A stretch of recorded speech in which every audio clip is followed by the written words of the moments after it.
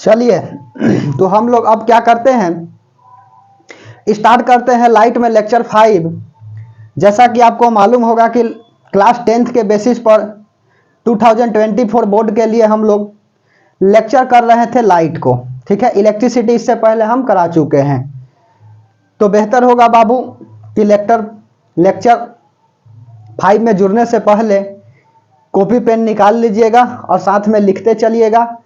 Lecture 4 में हमने देखा था रिफ्रैक्टिव इंडेक्स के बारे में कि रिफ्रैक्टिव इंडेक्स क्या होता है, speed of light in free space to the speed of light in medium. इतना हम लोग देख लिए थे। अच्छी बात है, कॉपी पेन निकाल लीजिएगा और हमारे साथ बना रहिएगा। आए हैं बाबू तो सीख करके जाइएगा, क्योंकि इस क्लास में रटना मना है।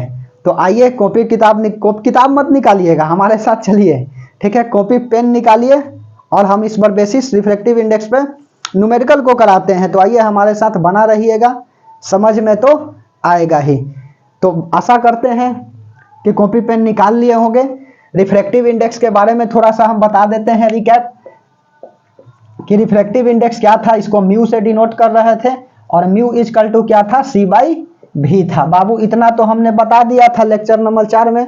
यदि उसमें प्रॉब्लम है तो यूट्यूब पे सर्च करें साइंटिफिक क्लासेस, ठीक है, लाइट लेक्चर 4 मिल जाएगा और उसके बाद उसे देख करके यहाँ आइए ताकि अच्छा से समझ में आए। चलिए, तो म्यू इजकल टू C/V। सी क्या था, स्पीड ऑफ लाइट था sorry speed of light in free space, okay, कोई दिक्कत, upon speed of light in medium था, इन मीडियम। इस पर हम लोग बेसिस सॉरी थोड़ा सा गला फंस रही है बाबू, कोई दिक्कत नहीं है, इतना ध्यान नहीं देना है, पढ़ाई पे ध्यान देनी है। ओके चलिए, कोई बात नहीं है, होता है। Speed of light in free space to the speed of light in medium, mu equal to C/V। और हमने इस पर अब प्रॉब्लम को दिखाने के लिए बोला था। तो आशा करते हैं कि अब तक तो जरूर निकाल लिए होंगे कॉपी पेन और हमारे साथ बना रहिएगा। मैं क्वेश्चन को लेता हूं बाबू। मेरे पास एस चंद्र का बुक है, कोई दिक्कत नहीं है। किसी भी प्रकार का बुक हो उससे दिक्कत नहीं है, क्वेश्चन बशर्ते आपसे बन जाना चाहिए, ठीक है। क्योंकि परीक्षा में आएगा बाबू तो यह लिख करके नहीं आएगा कि कहाँ का क्वेश्चन आया हुआ है, आपको केवल क्वेश्चन मिलेगी और बना करके आना होगा। तो चलिए एक हम सवाल को उठाते हैं। जैसे क्वेश्चन नंबर पहला हम उठा लेता हूं, इसको मिटा दें, अच्छा से समझ में आएगा। चलिए 1 मिनट, चलो क्वेश्चन हम लिख दो, थोड़ा सा शॉर्ट लिखता हूं। क्वेश्चन क्या कह रहा है कि the refractive index of glass is 1/1.5। Refractive index glass का दिया है बाबू 1.5। गिवन में लिख देता हूं कि क्या क्या दिया है। 1.5 दिया है रिफ्रैक्टिव इंडेक्स ग्लास का, और उसके बाद में बोल रहा है calculate the speed of light in glass. तो स्पीड ऑफ लाइट पूछ रहा है, speed of light in glass पूछ रहा है कि क्या होगा, ओके, कोई दिक्कत। The speed of light in air 3 × 10⁸ metre per second. और speed of light in air equal to 3 × 10⁸ metre per second. बाबू यह सब सवाल परीक्षा में आता है, आए हैं वीडियो में तो सीख करके जाइएगा। चलिए, तो कुछ नहीं है, सवाल में हमने अभी कराया था ना कि म्यू इजकल टू क्या होता है, C/V। और म्यू बोले तो क्या होगा हमारा रिफ्रैक्टिव इंडेक्स। उठा करके वैल्यू पुट कर दो, म्यू का वैल्यू 1.5 है, ग्लास का होता भी है, याद रखिएगा। नहीं तो इससे पहले हम तो लिखा भी दिए हैं लेक्चर नंबर 4 में। यदि दिक्कत है तो बोल रहे हैं कि यूट्यूब पे सर्च करें साइंटिफिक क्लासेस लाइट लेक्चर 4 और उसे देख करके आइएगा यहाँ पर, ताकि बेहतर समझ में आएगा, ठीक है। और यदि क्वेश्चन लगाना है तो बना रहिए वीडियो में। 1.5 सी स्पीड ऑफ लाइट कितना है बाबू एयर में, यह क्या होता है, speed of light in air होता है और यह किसी मीडियम का होता है। तो 3 × 10⁸ है, upon speed of light in glass. Glass में स्पीड ऑफ लाइट नहीं मालूम है, V मान लिए, तो V को इधर लाएंगे और यह वाला, यह डिवाइड में है तो इंटू में हो जाएगा, इंटू में है तो डिवाइड में हो जाएगा। तो V इजकल टू 3 × 10⁸ अपॉन 1.5, और यह कितना है, 1.5 है, काटेंगे तो 1.5 दूना 3 होता है, तो 2 × 10⁸ मीटर पर सेकेंड आंसर। एक स्क्रीनशॉट ले लिया जाए। चलिए नेक्स्ट क्वेश्चन को देखते हैं। बन गया बाबू, आंसर है। उसके बाद में अगला क्वेश्चन देखता हूं कि जैसे दिया है कि what is the speed of light in medium. अगला क्वेश्चन उठा देता हूं, पूछ रहा है कि speed of light in medium कितना होगा। Speed of light in medium बताना है कि क्या होगा। ठीक है, गिवन में दिया हुआ है क्या क्या जो मैं लिख रहा हूं। बाबू क्वेश्चन पूरा लिखेंगे तो उतना समय ना आपके पास है और ना मेरे पास है, तो इसीलिए बेहतर होगा कि कॉपी पेन निकाल लिए, अच्छी बात है, और हमारे साथ बना रहिएगा। क्वेश्चन कोई बड़ी बात नहीं है लिखना, बशर्ते बात होता है कि समय उसमें बर्बाद होती है। Speed of light in medium नहीं मालूम है और पूछ रहा है कि पूछ नहीं रहा, पूछ तो speed of light in medium ही है। Of refractive index, refractive index mu कितना दिया है, 6/5 दिया है। रिफ्रैक्टिव इंडेक्स का क्या होता है, कोई यूनिट नहीं होते हैं, इतना तो मैं भी कि मालूम होगा। उसके बाद speed of light in air कितना दिया है, तो speed of light in air दिया हुआ है, आपका किताब में दिया हुआ है क्वेश्चन में कि कितना है 3 और 1 2, इसको कैसे गिनेगा 1 10 100,000 10,000 यही ना, लाख 10 लाख, इकाई दहाई सैकड़ा हजार 10,000 लाख 3 लाख इंटू कितना है, यह किलोमीटर में है शायद से, किलोमीटर पर सेकेंड है। तो देखिए बाबू अब पूछ रहा है क्या, इतना speed of light in air दिया हुआ है, speed of light in medium पूछ रहा है, म्यू का वैल्यू देले है, तो speed of light in medium निकालने के लिए इसी बेस पे बन जाएगा। प्रैक्टिस क्वेश्चन ले लिए हैं कि म्यू इक्वल टू क्या होता है c/v, म्यू का वैल्यू 6/5 दिया है, c का वैल्यू यहां पर दिया है 3 लाख से, देखो 1 10,000 10,000, उसके बाद में 1 10 100,000 10,000 लाख, यही ना है, इकाई दहाई सैकड़ा हजार 10,000 लाख 3 लाख है, इतना तो मैं भी आता ही होगा जी। तो इसको किलोमीटर को मीटर में ले जाएंगे तो बाबू 1 मीटर में कितना होता है किलोमीटर, 1/1000 ना होता है, ऐसे लिखो 1 किलोमीटर में 1000 मीटर होते हैं ना, तो इतना किलोमीटर में क्या होगा इंटू हो जाएगा ना, तो 3 1 2 1 2 3 और यहाँ से 1000 से इंटू करेंगे, बोलिए तो यह मीटर पर सेकेंड बन जाएगा ना, और यह कितना होगा 3 into 1 2 3 4 5 6 7 8, 3 into 10⁸ metre per second, वही तो बात आ गया बाबू। स्पीड को कभी भी लाइट को स्पीड का किलोमीटर में नहीं रखना है, ऐसा नहीं कि यहाँ पर भी रहे ना, कहीं पर मान के चलिए 2.25 इंटू 10⁸ मीटर पर सेकेंड होता है लाइट का स्पीड वाटर में, और इसको यदि बोल दिया जाए यहाँ 5 कर दिया किलोमीटर कर दिया, तो ऐसा ना कि उठा के पुट कर देना, गलत हो जाएगा। यूनिट हमेशा सेम होना चाहिए ना, मीटर में कन्वर्ट करना पड़ेगा, कोई दिक्कत, तो मीटर में हमने क्या कर दिया कन्वर्ट कर दिया, और उठा करके वैल्यू पुट कर दीजिए 3 into 10⁸ metre per second upon भी नहीं मालूम, और भी का वैल्यू पूछ रहा है कि कितना होगा, तो भी इक्वल टू क्या हो जाएंगे 3 इंटू 5 इंटू 10⁸ अपॉन 6 हो जाएगा, तो भी इक्वल टू 3 2 जा 6 और 2 से करेंगे यह डिवाइड 5/2, तो 2 पॉइंट कितना हो जाएगा 5 हो जाएगा 10⁸ मीटर पर सेकेंड, अर्थात यह वाटर में लाइट का स्पीड होता है। समझ में आ रही है बात, वाटर में लाइट का स्पीड इतना ही होता है, 2.25 होता है अप्रोक्सीमेट, तो जनरली 2.25 होता है, हमने मान लिया 2.5, कोई दिक्कत, चलिए 2.5 इंटू 10⁸ मीटर पर सेकेंड, एक स्क्रीनशॉट लिया जाए, मिटा दें। चलिए आशा करते हैं कि स्क्रीनशॉट ले लिए होंगे, 1 मिनट बाबू वीडियो में बना रहिएगा। चलिए आशा करते हैं कि स्क्रीनशॉट ले लिए होंगे, मिटा देता हूं। न्यूमेरिकल यह सब पूछता है बाबू बोर्ड में, आए हैं तो सीख करके जाइएगा, सिखा तो हम देंगे ही। किसी प्रकार का दिक्कत है तो कमेंट सेक्शन में कमेंट करें, मैं कमेंट का रिप्लाई दूंगा, लेकिन टारगेट रखिए कि बोर्ड में 90 प्लस लाना है। ओके चलिए अगला सवाल उठा लें, जैसे कुछ ऑब्जेक्टिव सवाल है बाबू, करा दें रिफ्रैक्टिव इंडेक्स से। जैसे क्वेश्चन है, क्या कह रहा, फर्स्ट क्वेश्चन उठा लेता हूं कि the refractive index of 4 substance P Q R S R, 4 go substance है, पी है क्यू है आर है एस है, यह आर है, आर आता है ना ABCD, ठीक है, P Q R S 4 substance है, और उसके बाद में आर रिफ्रैक्टिव इंडेक्स दिया है, आर रिफ्रैक्टिव इंडेक्स रिफ्रैक्टिव इंडेक्स दिया हुआ है कितना 1.50 कॉमा 1.36 कॉमा पॉइंट है बीच में 1.77 एंड 1.31 रेस्पेक्टिवली क्रमशः 1.31। तो पूछ रहा है कि the speed of light in maximum in substance, तो speed of light in maximum चारों में से किसमें स्पीड ऑफ लाइट जो है वह मैक्सिमम होगा। ऑप्शन ए दिया है आपका पी क्यू आर एस लगातार दे दिया है, P Q, B option, C option आर दिया है और डी ऑप्शन एस दिया है। तो देखो बाबू क्या होगा, कह रहा है कि P Q R S R refractive index 1.50, 1.36, 1.77 and 1.31 speed of light in maximum.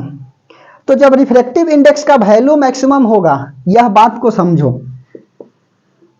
कि रिफ्रैक्टिव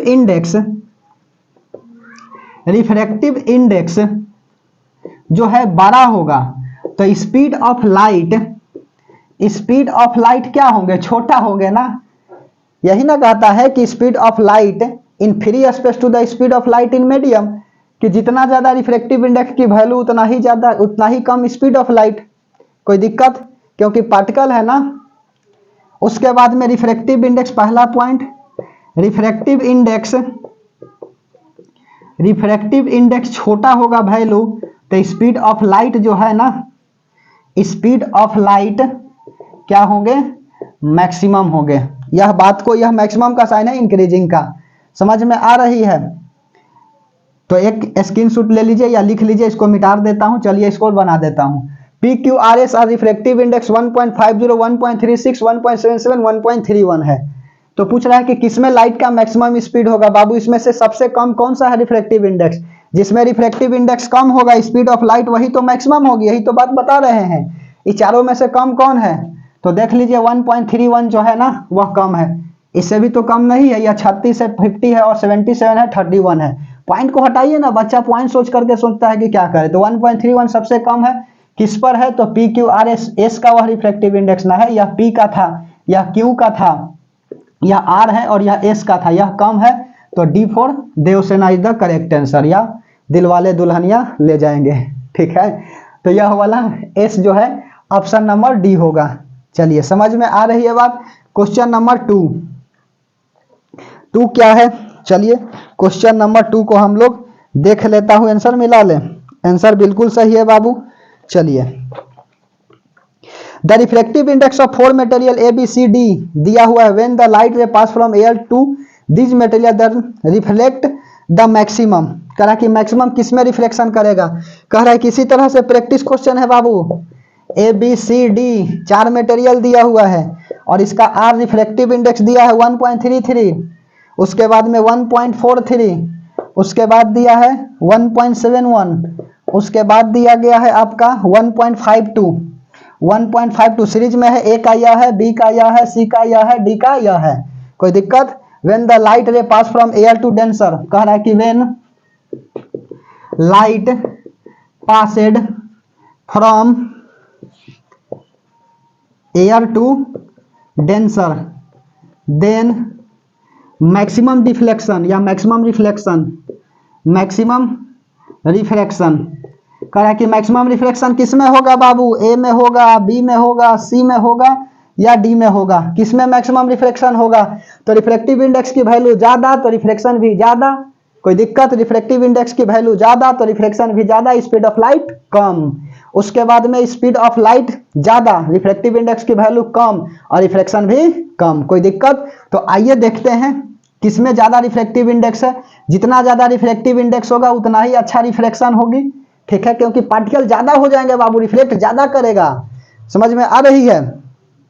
चलिए, तो 1.33, 1.43, 1.71, 1.52 इसमें से बड़ा कौन है, यह वाला है ना। तो सी कहो ना प्यार है, ठीक है, सी फॉर कहो ना प्यार है। कोई दिक्कत। समझ में आ रही है बात। तो याद रखना बाबू, जितना ज्यादा रिफ्रैक्टिव इंडेक्स की वैल्यू, फिर से सुनो, जितना ज्यादा रिफ्रैक्टिव इंडेक्स की वैल्यू उतना ही ज्यादा लाइट का रिफ्रैक्शन और लाइट की स्पीड कम हो जाएगी। रिफ्रैक्टिव इंडेक्स की वैल्यू कम होगा, रिफ्लेक्शन कम होगी, लाइट का स्पीड ज्यादा होगा। कोई दिक्कत? चलिए उसके बाद में और एक सवाल लेता हूं, 3 लेता हूं, करा देता हूं बाबू, 5-7 सवाल करा देता हूं। रिफ्रैक्टिव इंडेक्स में कहीं पर भी दिक्कत नहीं होगा, किसी प्रकार का दिक्कत नहीं होगा बाबू यदि हमारे साथ जुड़े हुए हैं तो। The refractive index of glass light going from air to glass is 3/2। The refractive index of light going from glass to air will be, कह रहा है क्वेश्चन कि the reflective index of glass for light going from air to glass. चलिए कहा कि reflective index of glass for light going from air to glass, air से glass में जाता है तो रिफ्लेक्टिव इंडेक्स मिटा दे इसको। चलिए स्क्रीनशॉट ले लिए होंगे, आशा करते हैं कि स्क्रीनशॉट ले लिए होंगे, नहीं तो ले लीजिए। चलो मिटा दें।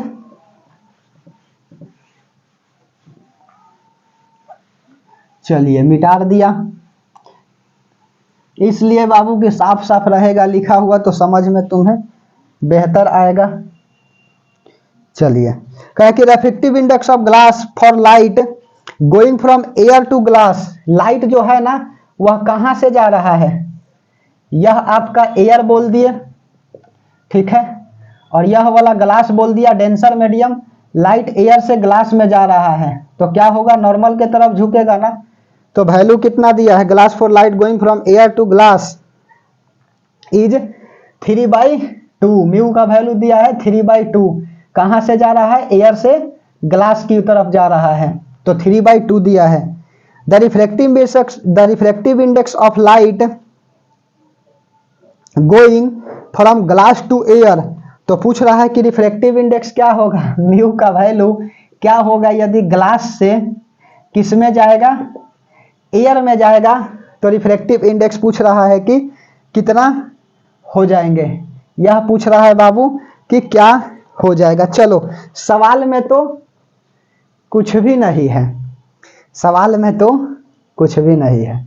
चलिए तो क्या हम लोग पढ़ के आए हैं, म्यू बराबर C/V होता है। बच्चा कह रहा है कि यह हार्ड क्वेश्चन हो गया सर, कि अब तो पता नहीं चल रहा है। चल जाएगा, कोई दिक्कत नहीं होगा। चलो अच्छा, म्यू इक्वल टू C/V, कोई दिक्कत। ग्लास में जा रहा है ना बाबू, तो रिफ्रैक्टिव इंडेक्स ग्लास का कितना होता है, याद है, रिफ्रैक्टिव इंडेक्स ग्लास का 4/3 होता है ना। बोलो, ग्लास का रिफ्रैक्टिव इंडेक्स 4/3 होता है, कोई दिक्कत। इक्वल टू C/V, और एक है रिफ्रैक्टिव इंडेक्स 3/2 दिया हुआ, कोई दिक्कत, समझ में आ रही है बात। इक्वल टू C/3/2 समझ में आ रहा है। इसको मीडियम 1 मान लेता हूं, इसको मीडियम 2 मान लेता हूं, एयर का भी 1 मान लिया, इसको 2 मान लिया। आप दोनों की आप सेकेंड इक्वेशन मान लो या फर्स्ट इक्वेशन मान लो, कंबाइन कर दो, समझ में आ रही है। तो कंबाइन करेंगे तो क्या हो जाएगा, 3/2 और 4/2 मतलब C/V1, और उसके बाद में C/V2 कर रहा हूं तो 4/3 इंटू 3/2, तो यह कट गया ना, यह 2 आ गया, मतलब दोगुना हो जाएगा ना रिफ्रैक्टिव इंडेक्स। एक दूसरे से डिवाइड दे दो, लाना ऐसे दो। 1 मिनट, वेरी सॉरी, चिंता नहीं करना है। कैसे करें, तो डिवाइडिंग कर देता हूं फर्स्ट से सेकंड को, तो C/V1 ठीक है, C/V2 ठीक है, C/V1 का वैल्यू 4/3 है, और C/V2 का वैल्यू कितना है, 3/2 है, कोई दिक्कत, बोलिए। तो क्या हो जाएगा, 4/3 इंटू 3/2 कट गया, और यह 2 बार में, तो यह कितना आया, दोगुना आया। तो इसकी रिफ्रैक्टिव इंडेक्स कितना होगा बाबू, एयर से ग्लास में, म्यू एयर से ग्लास में जाएगा तो रिफ्रैक्टिव इंडेक्स कितना होगा, 1/म्यू करेंगे ना, और इंटू 2 करेंगे, तो 1/म्यू कितना है, 3/2 है। बोलिए, यह दोगुना होगा बाबू, दोनों में दोगुना होगा, दोनों में दोगुना होगा, समझ में आ रही है बात। यह दोनों में क्या होगा, इंटू होगा 2 से, समझे। तो यहां पर भी 1/3/2, तो 2 ऊपर चल गया, और दोनों में क्या होगा, 2 से मल्टीप्लाई होगा, क्योंकि यहां पर 2 टाइम्स ना आया है।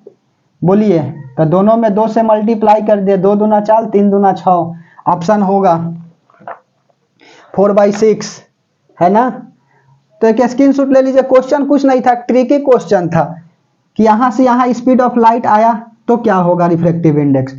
स्क्रीनशॉट ले लीजिए, आशा करते हैं कि स्क्रीनशॉट ले लिए होंगे। कुछ नहीं किया, यहां से वैल्यू लगा करके डिवाइड किया और उसके बाद में यहाँ 2 टाइम्स ना आ गया, तो 2 टाइम्स आ गया तो यहाँ पर क्या कर दिए, इनटू कर दिए, दोगुना हो गया ना रिफ्रैक्टिव इंडेक्स। तो 3 और 2 है तो इसका दोगुना करेंगे तो 2 का 4, 3 का 6, क्योंकि मीडियम 1/μ ना होगा इसीलिए। चलिए उसके बाद अगला देखता हूं क्या है।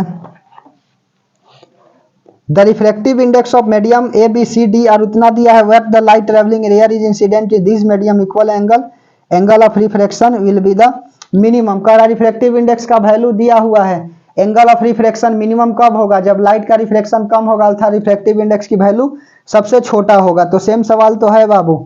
उसके बाद में अगला पूछ रहा है, क्वेश्चन ले लेता हूं कि the refractive index of water with respect to air is 4/3।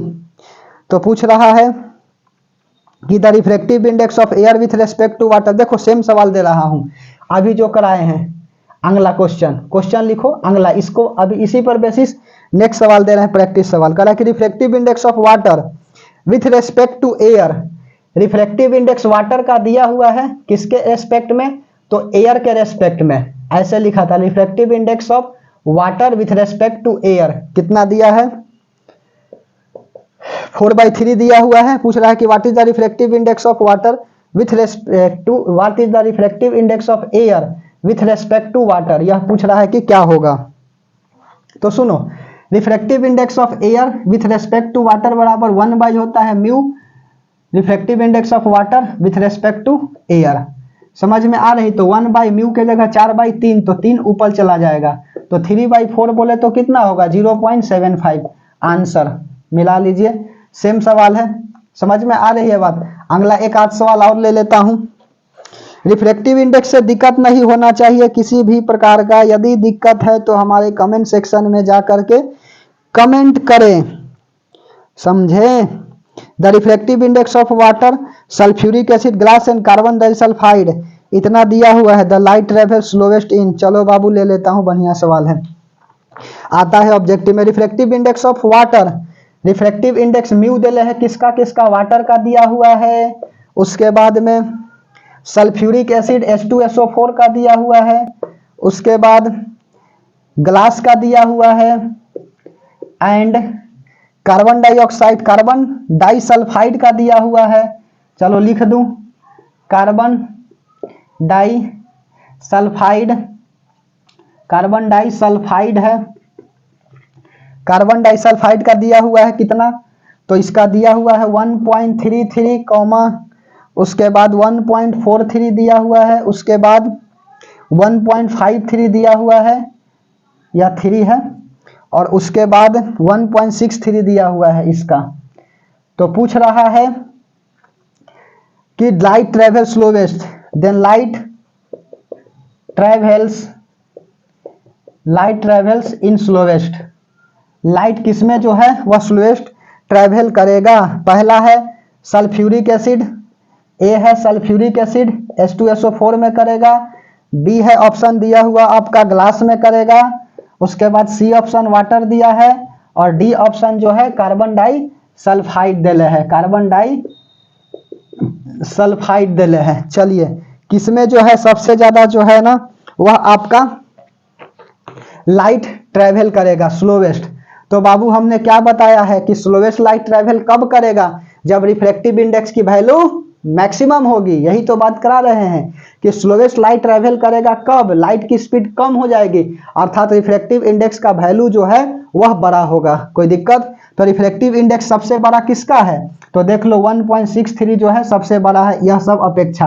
तो किसका है, कार्बन डाइसल्फाइड का, तो डी आंसर होगा इसका।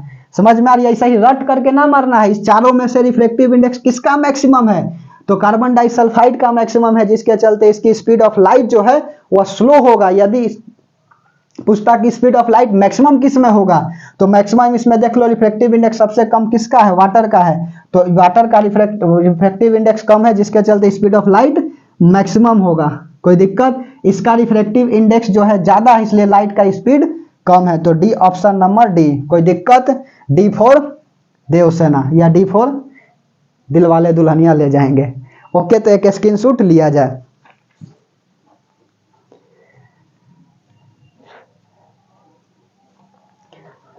चलिए बाबू, तो आशा करते हैं कि रिफ्लेक्टिव इंडेक्स में किसी प्रकार की प्रॉब्लम ना होगा। एक बच्चा को हम क्या बताएं कि एक बार परीक्षा में उसको बता रहे थे कि लिखो बाबू डी, तो वो कह रहा है कि बी। तो हम कहें कि लिखो डी, तो कह रहा है कि बी। तो फिर हम कहें कि डी फॉर देवसेना, तो कह रहा है कि देवसेना है ही नहीं। ऐसा भी मिलता है। स्क्रीनशॉट ले लिए होंगे। रिफ्रैक्टिव इंडेक्स में किसी प्रकार की यदि दिक्कत है तो कमेंट करिए। लगभग 25-26 मिनट से यह बात को मैं रिफ्रैक्टिव इंडेक्स को सिखा रहा हूँ। फिर भी यदि प्रॉब्लम रह जाता है तो कमेंट सेक्शन में कमेंट करिए। अच्छी बात है, रिप्लाई हम देंगे। समझ रहे हैं, माइक को देखते रहते हैं कि लाइट कभी चला नहीं ना जाए, डिस्चार्ज हो जाता है पढ़ाते पढ़ाते। चलिए, यदि रिफ्रैक्टिव इंडेक्स समझ गए हैं तो कमेंट सेक्शन में दिल भेजिए। चलो, अब हम लोग अगला टॉपिक देखते हैं क्या। तो नेक्स्ट टॉपिक देखते हैं कि रिफ्रैक्शन थ्रू ग्लास स्लैब, या इसी को बोलते हैं लैटरल शिफ्ट। Refraction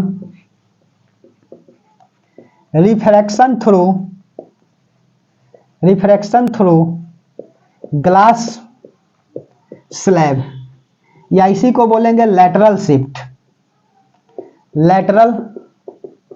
shift. चलिए, कंसेप्ट को समझिएगा, क्योंकि concept is permanent but question is temporary. Question तो आते जाते रहेंगे जैसे रिफ्रैक्टिव इंडेक्स का आया हुआ है। समझ में आ रही है बात? कंसेप्ट को पहले समझिए। रिफ्रैक्शन थ्रू ग्लास स्लैब या लैटरल शिफ्ट क्या होता है, पहले डायग्राम को समझिए, उसके बाद स्टेटमेंट लिखेंगे। तो एक प्यारा सा खूबसूरत सा रेक्टेंगुलर स्लैब बनाएंगे। कोई दिक्कत है तो बोलिएगा। स्केल से बनाइएगा, बेहतर होगा कि आप स्केल से बनाइए। ठीक है, एक हमने रेक्टेंगुलर ग्लास स्लैब बना दिया।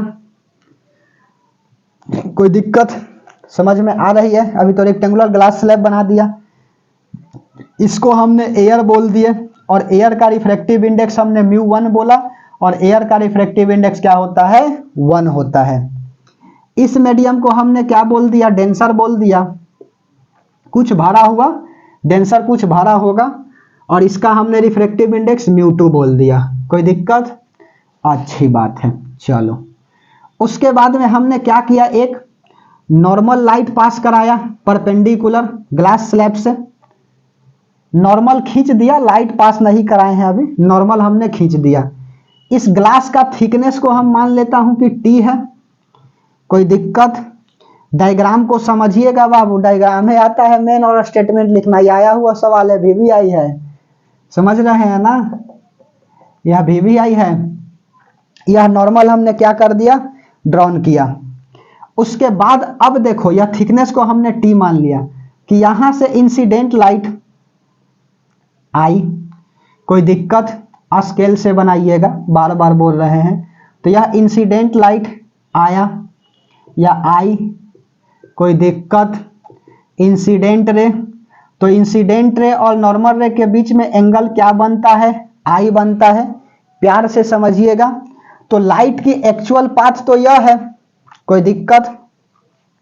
लाइट की एक्चुअल पाथ स्केल से बनाना बाबू, बार बार बोल रहे हैं कि स्केल से बनाइएगा।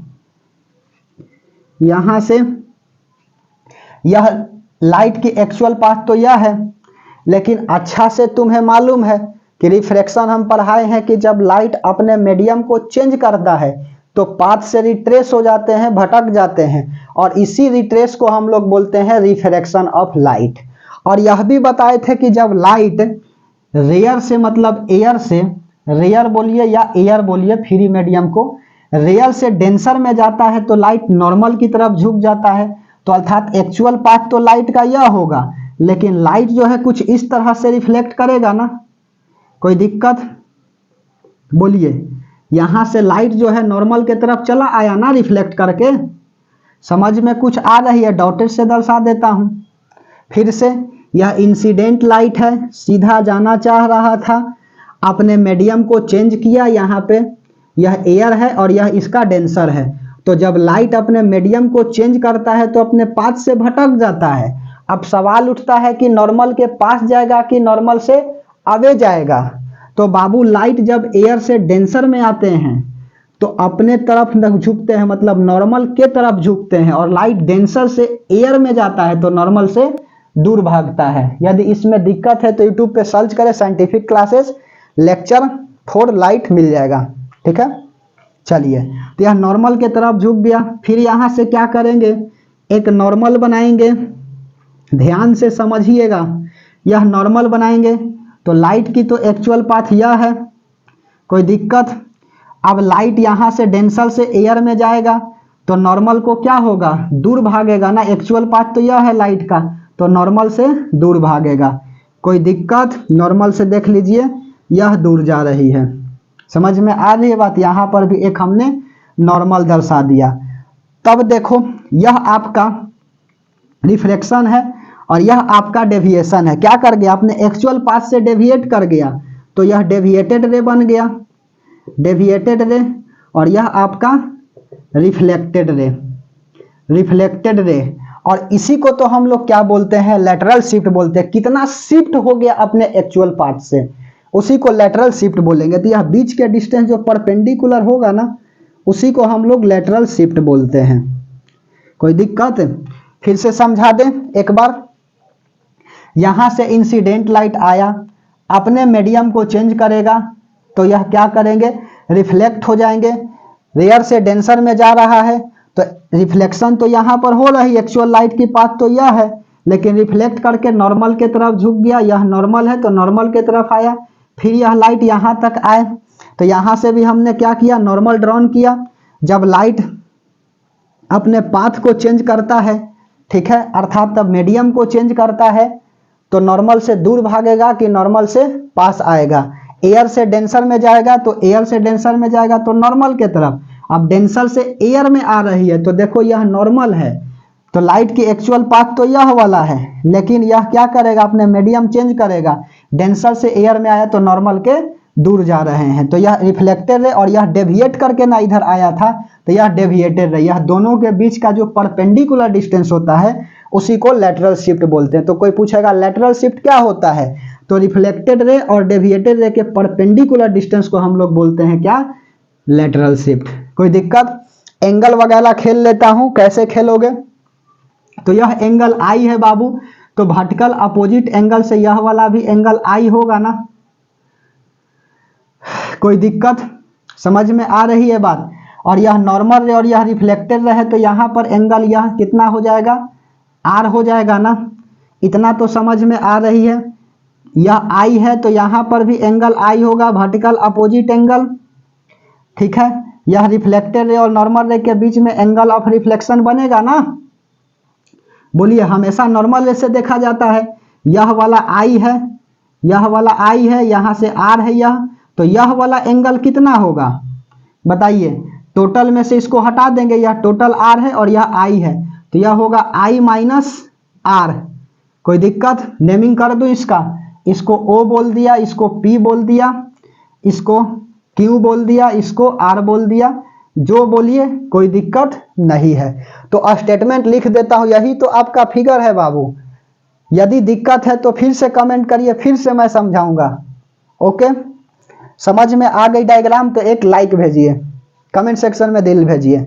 यह आया हुआ सवाल है, इंपॉर्टेंट है। इसका स्टेटमेंट लिख दूं, क्या कहता है, तो यह स्टेटमेंट कहता है कि the perpendicular distance between emergent रे and initial direction of incident ray is called lateral shift होता है। समझ में आ रही बात कि the perpendicular distance between emergent रे, ये डेविएटेड नहीं बोल करके किताब में जानते हो क्या बोलता है, इमर्जेंट रे। इतना इमर्ज कर गया, इमर्जेंट रे बोलता है, अपने एक्चुअल पाथ से क्या कर गया, इमर्ज कर गया, ठीक है। तो लिख दो the perpendicular distance between emergent रे and initial direction of incident ray. Incident ray की इनिशियल डायरेक्शन यही ना है, इंसिडेंट रे की इनिशियल डायरेक्शन यह पहला स्टेटमेंट लिखे दो। The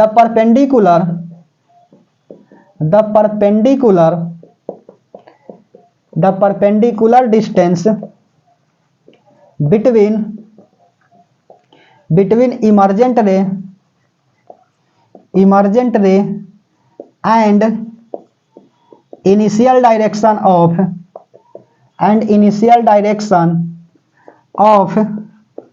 incident ray is called lateral shift। देखिए हमने क्या लिखा कि the perpendicular distance between emergent रे, परपेंडिकुलर डिस्टेंस बिटवीन इमर्जेंट रे, यह इमर्जेंट रे से क्या है, परपेंडिकुलर डिस्टेंस है इमर्जेंट रे and initial direction of incident ray. Incident ray की इनिशियल डायरेक्शन क्या है, शुरुआती डायरेक्शन है, इसके दोनों के बीच की परपेंडिकुलर डिस्टेंस क्या कहलाता है बाबू, लैटरल शिफ्ट कहलाता है। डायग्राम फिर से समझा दे क्योंकि परीक्षा में आता है, इसीलिए क्या करेंगे, एक स्लैब बनाएंगे, रेक्टेंगुलर स्लैब, नॉर्मल हमने खींच दिया, इंसिडेंट रे आया, इंसिडेंट रे जब यदि रियल से डेंसर में जाता है तो अपने पाथ को चेंज करता है। एक्चुअल डायरेक्शन इंसिडेंट की यह थी, यहां से रियल से डेंसर में आया, भरा हुआ मीडियम में, तो लाइट रिफ्लेक्ट कर जाएगा, यह रिफ्लेक्ट करके नॉर्मल के तरफ झुक गया, यहां से लाइट आया, लाइट की एक्चुअल पाथ यह थी, यहां से नॉर्मल हमने डाला, जब लाइट डेंसर से रियर में जाता है तो रिफ्लेक्ट कर जाते हैं और नॉर्मल से दूर जाते हैं, और इस दोनों के परपेंडिकुलर डिस्टेंस को हम लोग क्या बोलते हैं, लेटरल शिफ्ट बोलते हैं। Are you understand? चलिए कोई दिक्कत? सपोज कर लेता हूं, नाउ अस सपोज डैट, यह 2 के स्पीड में हो गया बाबू, रिकैप कर दिए हैं। Now us suppose that a glass slab which having thickness जिसका thickness T and incident ray passed from it, then refraction through second surface से ना रिफ्लेक्ट किया है, या फर्स्ट सरफेस तो या second, reflection through second surface. ठीक है, समझ में आ रही है बात? यही तो आपका लेटरल शिफ्ट था या रिफ्रैक्शन थ्रू ग्लास स्लैब था। तो एक स्क्रीनशॉट लिया जाए, उसके बाद में एपरेंट डेप्थ, रियल डेप्थ और नॉर्मल ड्रॉन सिखाता हूं कि क्या होता है, स्क्रीनशॉट लिया जाए।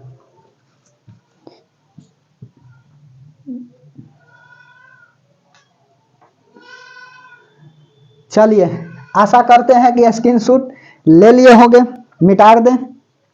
चलो अब हम लोग देखते हैं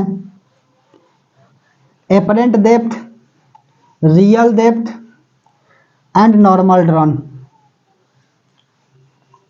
ठीक है, यह होता क्या है, रिफ्रैक्शन ऑफ लाइट तो हम लोग देख लिए। ओके, चलो वीडियो में लगातार बना रहिएगा, यदि समझ में आए तो लाइक करिए, शेयर करिए, सब्सक्राइब करिए कि ताकि नोटिफिकेशन मिलता रहे। मैं प्रतिदिन एक वीडियो को अपलोड करता हूं। ठीक है, चलिए अगला टॉपिक है आपका रियल डेप्थ या एपरेंट डेप्थ। पहले लिखना है लिखो, रियल डेप्थ, एपरेंट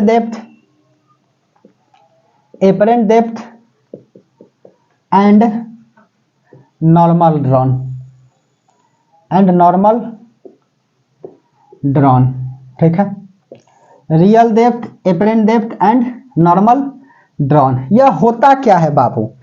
तो जैसे समझो कि ऐसा तुमने किया होगा बचपन में या अभी भी कि एक बाल्टी पानी लेकर के और सिक्का को हम क्या करेंगे, उस बाल्टी में रखेंगे, तो क्या होगा, सिक्का जो है अपने एक्चुअल पोजीशन से उठा हुआ प्रतीत होता है। ऐसा क्यों? Due to refraction of light.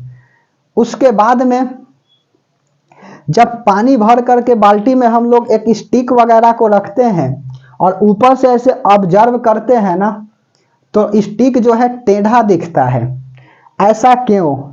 Due to refraction of light. एक बार कंपटीशन में सवाल पूछा था ना कि जो मृग मरीचिका बनते हैं, ठीक है, मृग मरीचिका क्या होता है, तो आप देखिएगा कभी कभी धूप में चलते तो सड़क पर जहां पर सरफेस कर्व होता है, ढलाव क्षेत्र होता है, इंक्लाइन होती है इस तरह से, वहां पे लगता है कि पानी गिरा हुआ है, जाएंगे तो स्लिप कर जाएगा। तो ऐसा दिखता है। यह क्यों दिखता है, तो यह दिखता है TIR के कारण। TIR होता है बाबू total internal reflection, total internal refraction. समझ में आ रही है बात। यह टोटल इंटरनल रिफ्रैक्शन, पूर्ण आंतरिक परावर्तन, ठीक है। इसी को हिंदी में बोलते हैं मृग मरीचिका। क्यों मृग मरीचिका बनता है, तो यह टोटल इंटरनल रिफ्लेक्शन के कारण वैसा बनता है। प्रकाश लाइट का जो है ना पूर्ण परावर्तन होता है, मतलब कि कंप्लीटली रिफ्लेक्शन होती है, जिसके कारण जो है मृग मरीचिका देखते हैं। क्योंकि मृग के पेट में केसर नामक का पदार्थ होता है जो उसको रेगिस्तान में भ्रमित करते चलता है। लगता है कि पानी यहाँ पे है, जाता है तो पानी नहीं रहती है, उसको भ्रमित होता है। इसी को हम लोग बोलते हैं मृग मरीचिका। तो यह सब अभी नहीं पढ़ना है। टोटल इंटरनल रिफ्लेक्शन है ही नहीं सिलेबस क्लास 10th में, नहीं तो बताते बाबू। यह है, थोड़ा सा ध्यान से देखिएगा, नहीं समझ में आए तो कमेंट करिएगा। चलिए, तो रियल डेप्थ और एपरेंट डेप्थ क्या होता है। रियल मतलब एक्चुअल कितना है, और एपरेंट का मतलब कि कितना दिख रहा है, एंड नॉर्मल दोनों। ऐसा कितना प्रतीत हो रहा है, उसी को एपरेंट डेप्थ है नहीं लेकिन प्रतीत हो रहा है, उसी को हम लोग बोलते हैं एपरेंट। जैसे कि मान के चलो, क्या हमने क्या लिया, एक बकेट लिया, बाल्टी, और इस बाल्टी में हमने क्या किए, वाटर को रख दिया, पानी को रख दिया, ठीक है। पानी को हमने क्या किया, रख दिया। यहां से मिटा देता हूं, चलो ओके। यह बाल्टी में हमने क्या किया, पानी रख दिया, और एक यहां पर क्या किए हैं, सिक्का रखे हैं। यह क्वाइन है, यह क्वाइन है, एक सिक्का को रखे हुए हैं। कोई दिक्कत, मान लेता हूं इसकी रियल डेप्थ जो है वह D है। कोई दिक्कत, इसका रियल डेप्थ कितना है, रियल डेप्थ को D मान लिया, जो मानना है मानिए, कोई दिक्कत नहीं है। रियल डेप्थ इसकी गहराई कितनी है, D क्या बोले, D बोले तो रियल डेप्थ, ठीक है, जो एक्चुअल में है रियल डेप्थ। और उसके बाद में यहां से कोई ऑब्जर्वर ऊपर से देख रहा है, इस तरह से ऑब्जर्वर जो है यहां से देख रहा है, यह ऑब्जर्वर, तो उसे सिक्का जो है ना उठा हुआ दिखाई देगा। यहां नहीं दिखाई देगा, यहां दिखाई देगा। ऐसा होता नहीं, ऐसा क्यों हुआ, तो रिफ्रैक्शन ऑफ लाइट के कारण। कोई दिक्कत, तो चलिए यहां पर क्यों दिख रहा है, तो इसका इमेज बनाने के लिए दो लाइट खींच दीजिए। पहला लाइट हमने नॉर्मल लाया, ठीक है, यह लाइट को हमने क्या किया, नॉर्मल लाया।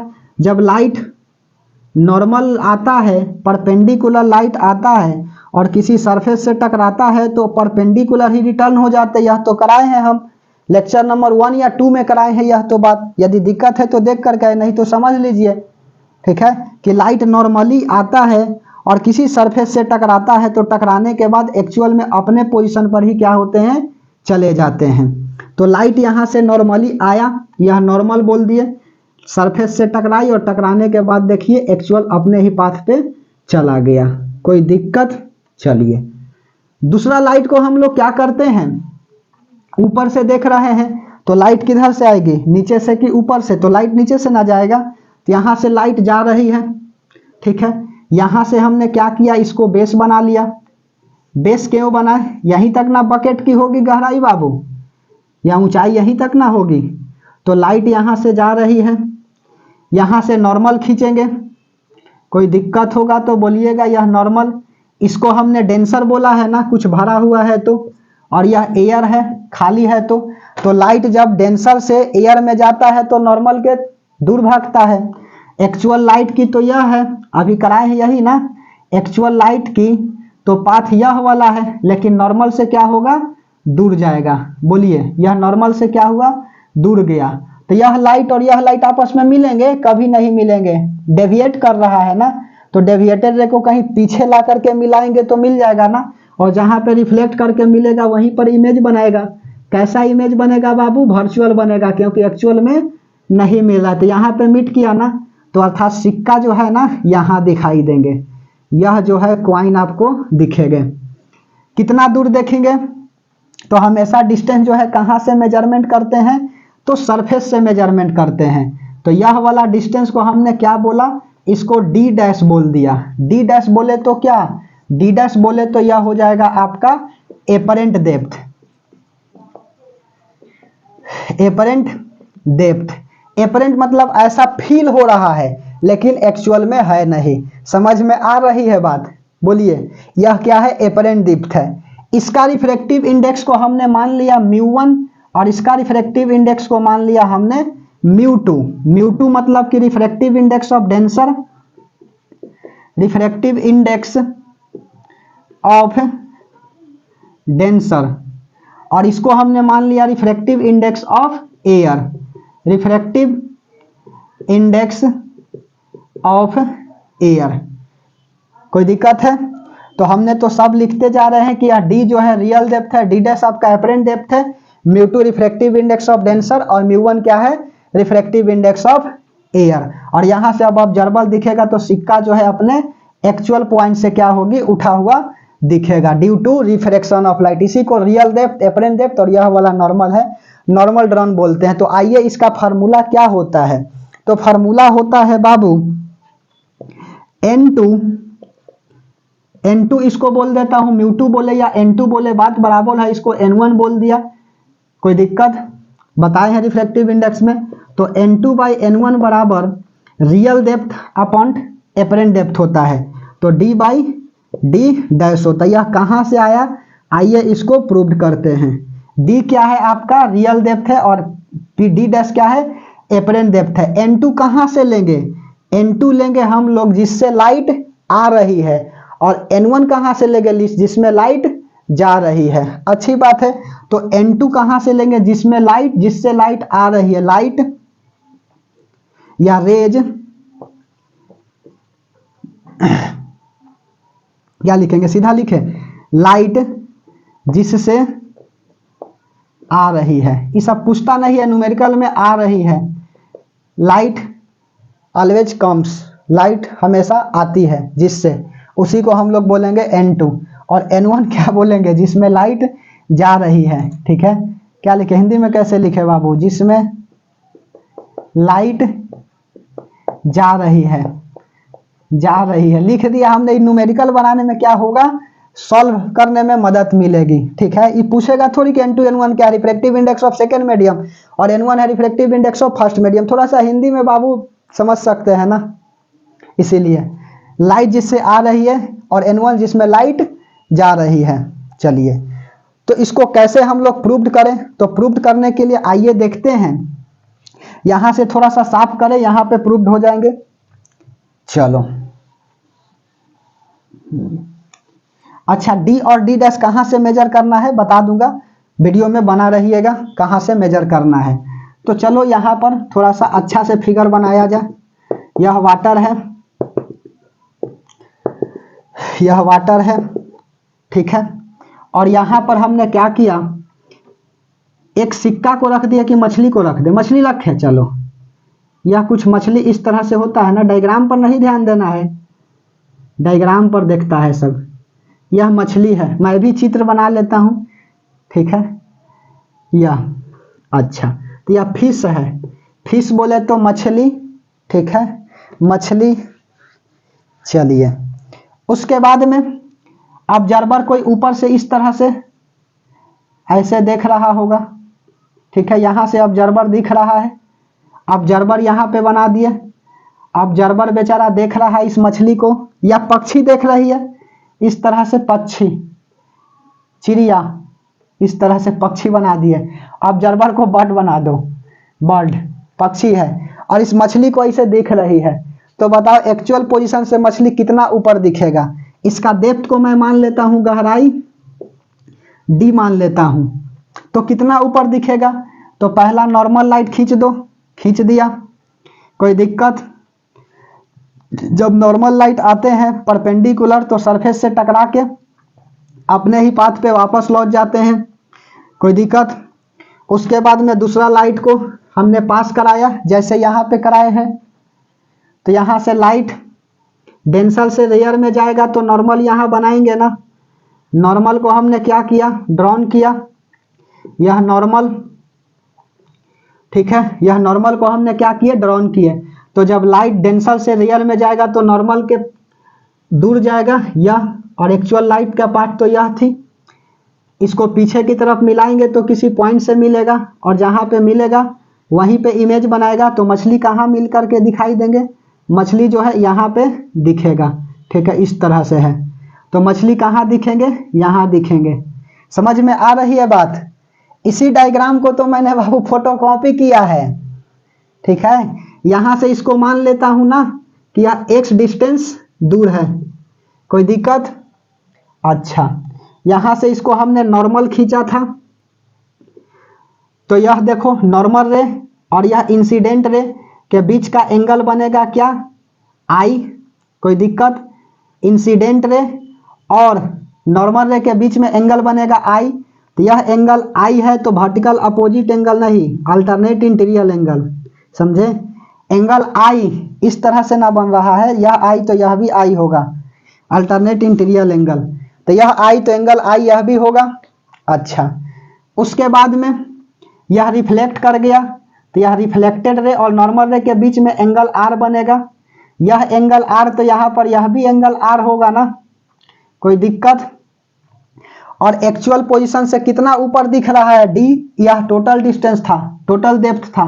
तो एक्चुअल में यह दिखाई दे रहा है डी डैश। डी डैश कहाँ से मेजर करेंगे, यह सरफेस से मेजर करेंगे, यह सरफेस है, यहाँ से क्या करेंगे, इसको मेजर करेंगे डी डैश को, और डी को भी सरफेस से ही मेजर करेंगे। समझ में आ रही है।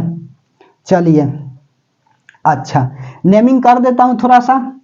एम, इसको पी बोल दिया, उसके बाद में एफ बोल दिया, और इसको हमने ओ बोल दिया। अब यह ऑब्जर्वर देखेगा तो यह मछली ऊपर दिखाई देंगे, कितना ऊपर दिखाई देंगे, तो एक्चुअल पोजीशन से देख लीजिए, यहाँ से डी में से डी डैश घटा देंगे, तो यह वाला कितना, डी माइनस डी डैश। कोई दिक्कत, इसका कोई यूजेज नहीं है, लेकिन फिर भी समझते जाइए, यह पानी है। चलो, तो प्रूव कर लेता हूं। N2 लाइट जिससे आ रही है, तो इसका रिफ्लेक्टिव इंडेक्स हमने मान लिया N2 और इसका रिफ्लेक्टिव इंडेक्स मान लिया N1, कोई दिक्कत। चलो, तो मैं क्या करता हूं, स्नेल्स लॉ लगा देता हूं, mu sine I equal to mu sine R होता है। अब देखो कौन सा होगा आई और कौन सा म्यू में आर होगा।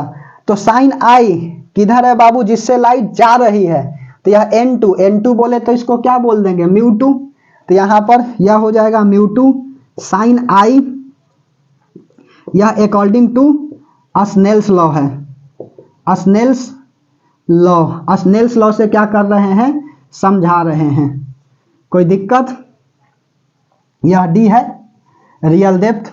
चलिए, mu one sine I equal to mu two sine R होता है, तो यहाँ पर म्यू टू बोल दिया और यहाँ पर म्यू वन बोल दिया, कोई दिक्कत।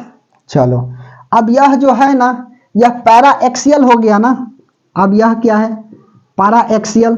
पैरा एक्सियल कहने का मतलब है कि लाइट कहीं जो है ना बहुत कम रिफ्लेक्ट करता है, यहाँ से ऐसे आएगा लाइट, ऐसे जाएगा, और यह मिलाएंगे पीछे तो कहीं यहाँ से मिलेगा, तो लगभग लगभग यह नॉर्मल के पास आ जाएगा ना, समझ रहे, पैरा एक्सियल। यहाँ से लाइट ऐसे जाएगा और यह बहुत कम रिफ्लेक्ट करेगा, तो पीछे मिलाएंगे तो कहीं यहाँ से मिलेगा, और यह लाइट जो है ना लगभग लगभग परपेंडिकुलर होगा, किसका, नॉर्मल रेखा, यह नॉर्मल का परपेंडिकुलर होगा, तो पैरा एक्सियल हो जाएगा बाबू। तो साइन आई जो है वह लगभग लगभग किसके बराबर होता है, आई के बराबर होता है, और आई जो है वह tan आई के बराबर होते हैं। उसी तरह से साइन आर जो है वह अप्रॉक्सीमेट लगभग लगभग आर के बराबर हो जाएंगे, और यह आर जो है tan आर के बराबर होगा। तो यहाँ पर वैल्यू उठा करके पुट कर दें, म्यू टू साइन आई के जगह क्या हो जाएगा, tan आई, और म्यू वन साइन आर के जगह क्या होगा, tan आर हो जाएगा, कोई दिक्कत। तो यहाँ पर क्या करता हूँ, mu two by mu one बराबर tan R upon tan I हो जाएगा, कोई दिक्कत। अब देखो mu two by mu one को रहने देता हूँ, mu two by mu one ही इजकल टू tan आर यहाँ से चलिए परपेंडिकुलर बाई बेस, तो परपेंडिकुलर क्या हो जाएगा, tan आई का और tan आर का वैल्यू निकालो, यहाँ निकाल के दिखा दे। tan आर निकालिएगा तो यह परपेंडिकुलर और यह बेस, तो परपेंडिकुलर MF और बेस कितना हो जाएगा, MF बोले तो यह वाला ना, और बेस कितना हो जाएगा, यह MP x हो जाएगा। और उसी तरह से tan I निकालेंगे, तो I यहाँ पर है ना, तो परपेंडिकुलर इस पूरे सा ट्रेंगल के लिए OMP में देखो बाबू ट्रेंगल OMP में, तो यहाँ देखो यह I है ना, यह वाला, तो परपेंडिकुलर x हो जाएंगे ना, और बेस क्या हो जाएगा, MO हो जाएगा। कोई दिक्कत? चलिए, कोई दिक्कत है तो कमेंट सेक्शन में कमेंट करिएगा। तो μ2 tan r का वैल्यू कितना आया है, MF आया है अपॉन x, और tan I का वैल्यू कितना आया है, x बाई MO आया है। x ने x को मार दिया, तो μ2 बाई μ1 इजकल टू क्या हो जाएगा, MF बाई MO, और MF बोले तो क्या है, M से F, यह D डैश ना है तो D डैश बोल दिया, ठीक है। और उसके बाद में MO क्या है, यह टोटल है, तो MO क्या है, D है, तो D बोल दिया। तो क्या निकला हमारा, यहाँ लिखे μ2 by μ1 equal to D dash upon D। तो एक बाबू यहाँ पे देखो, फार्मूला प्रूव करने से फायदा क्या हो गया कि यह D डैश अपॉन D होता है।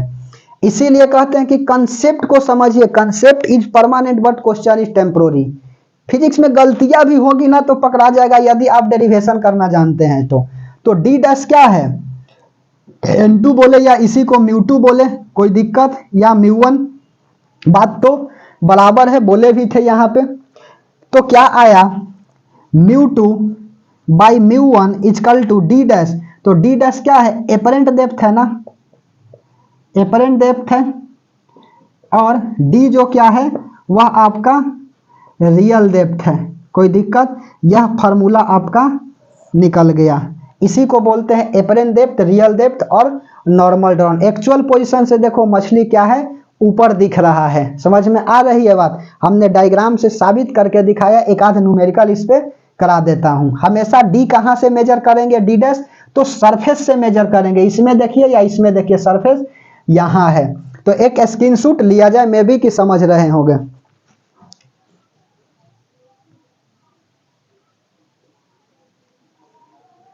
चलिए, एक स्क्रीनशॉट ले लिए होंगे, आशा करते हैं कि समझ गए होंगे। मिटा दें, यदि यह समझ गए बाबू तो कमेंट सेक्शन में दिल भेजिए। बहुत अच्छा टॉपिक था, खूबसूरत टॉपिक था।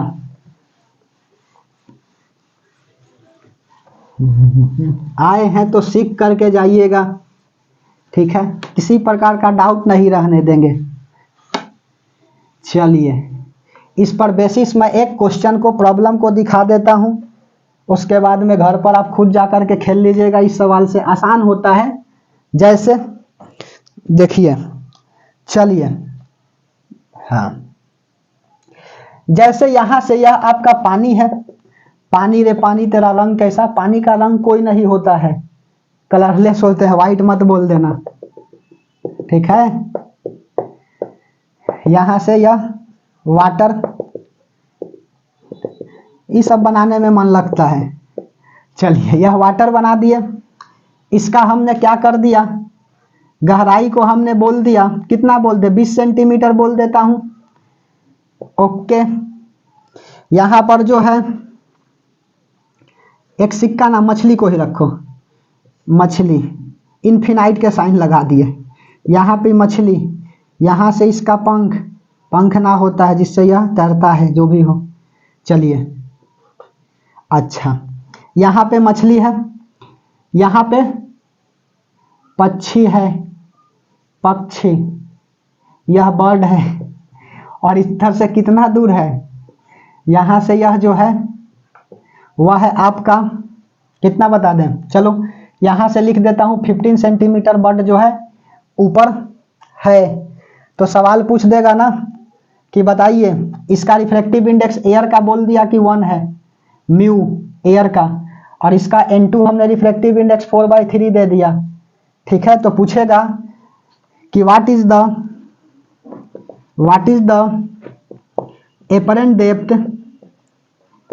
depth of bird, apparent depth of fish as seen by bird, as seen by bird। ठीक है, क्वेश्चन यह पूछ दिया कि what is the apparent depth of fish as seen by bird। कह रहा है कि जब यह पक्षी यहां इसको देखेगा मछली को तो कितना ऊपर दिखेगा। चलिए लगा दूं formula, n2 by n1 equal to D dash by D आया है ना, D dash by D. n2 क्या करेंगे, कैसे करिएगा, तो यहां से ऐसे आ रही है, पहला बात नॉर्मल ले, ध्यान से समझते जाइएगा। नॉर्मल हमने एक बार ही खींचिएगा, यह नॉर्मल रे आया, ठीक है। उसके बाद में जैसे सरफेस पे आएगा अपने ही पाथ पे वापस चला आएगा, फिर यहाँ से लाइट दूसरा भेज दिए, यहाँ नॉर्मल डालेंगे, नॉर्मल से दूर भागेगा, यहाँ पर ऐसे मिला देंगे इसको पीछे की तरफ, तो यहाँ पे मछली दिखेगा कितना डैश, तो डी डैश ऊपर दिखेगा। बोलिए समझ में आ रही है, अच्छी बात है। और यहाँ पर यह नॉर्मल, इसको डिस्टेंस मान लिए थे कुछ, चलो इसको एंगल आई माने थे, तो यह भी एंगल आई, यह आर था, यहाँ पर आर, तो यह भी क्या था, आर था, यह नहीं यह आर था, यही ना। तो n2 by n1 equal to D dash by D. n2 जिससे लाइट आ रही है, n2 जिससे लाइट आ रही, तो ऐसे मछली देखेगा तो नीचे से ऊपर जाएगा ना। जब मछली इस तरह से देखेगा नीचे, तो लाइट नीचे से ऊपर जा रही होगी इसके आंख पर, तो n2 यह ना हो गया, n2 का वैल्यू 4/3। और n1 जिसमें लाइट जा रही है, तो n1 रिफ्लेक्टिव इंडेक्स एयर का 1 है। कोई दिक्कत यहाँ नहीं बाबू, यहाँ लिख रहे थे ना 1 है, यहाँ लिख दो n2 4/3 is equal to D dash नहीं मालूम। और डी कहाँ से मेजर करेंगे, सरफेस से, तो एक्चुअल कितना है डेप्थ 20 सेंटीमीटर 20, तो डी डैश इजकल टू क्या होगा, उधर जाएगा 20 इंटू 4/3, तो डी डैश इजकल टू कितना होगा 20 चौक 80/3, और यह कितना हो जाएगा 80/3 सेंटीमीटर, काटेंगे तो कितना आएगा 26 या 78, 26.6 आएगा ना सेंटीमीटर। अकॉर्डिंग टू क्वेश्चन, ऐसा नहीं कि आंसर हो गया ना बाबू, गलत हो जाएंगे।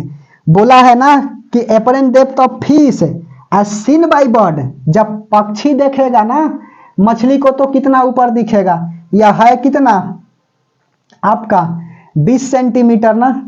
बोलिए यह आपका कितना है, यह आपका जो है, वेरी सॉरी, चलिए हाँ, तो 26.6। तो एक्चुअल में बर्ड जब दिखेगा, बर्ड देखेगा इस पक्षी को, तो यहां से ना दिखेगा, यह 15, और यह वाला कितना आया है 26, 20 चौक 80 4/3, और उधर जाएगा, कैलकुलेशन ठीक किया है डी डैश। चलिए 4/3 समझ में आ रही है।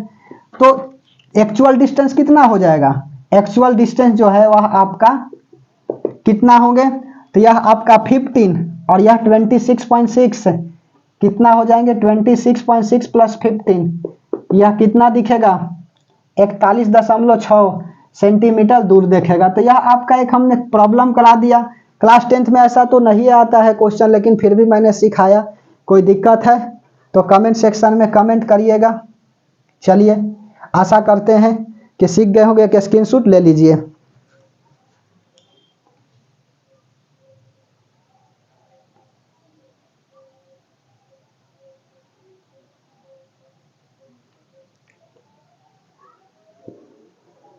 चलिए एक स्क्रीनशॉट ले लिए होंगे, अच्छी बात है। तो वीडियो में इसी तरह से बना रहिएगा। फिर यदि प्रॉब्लम है तो क्या करिए, कमेंट सेक्शन में कमेंट करिए। कोई दिक्कत, इसको मिटा दें, चलिए रहने देते हैं, स्क्रीनशॉट ले लीजिए। आए हैं बाबू तो सीख करके जाइएगा, ठीक है। वीडियो में लगातार बना रहिएगा, सिखा तो देंगे ही। कोई प्रॉब्लम हो तो बोलिएगा। अब आगे हम लोग क्या करेंगे, लेंस के बारे में पढ़ेंगे, ठीक है। रिफ्रैक्शन तो यहाँ पर अंत होता है, अब इसमें लेंस आएगा। लेंस में प्रॉपर्टीज उसका देखेंगे, उसके बाद में फिर देखेंगे पावर ऑफ लेंस और न्यूमेरिकल आपका दिखाएंगे और ख़त्म हो जाएगा। मैं भी 2 लेक्चर और चले, नहीं तो कल वाला में देखते हैं, ख़त्म हो जाए तो हो जाए, ठीक है। तो अच्छी बात है, मुस्कुराते रहिएगा, नोट्स बनाते रहिए, ठीक है। Tata bye bye.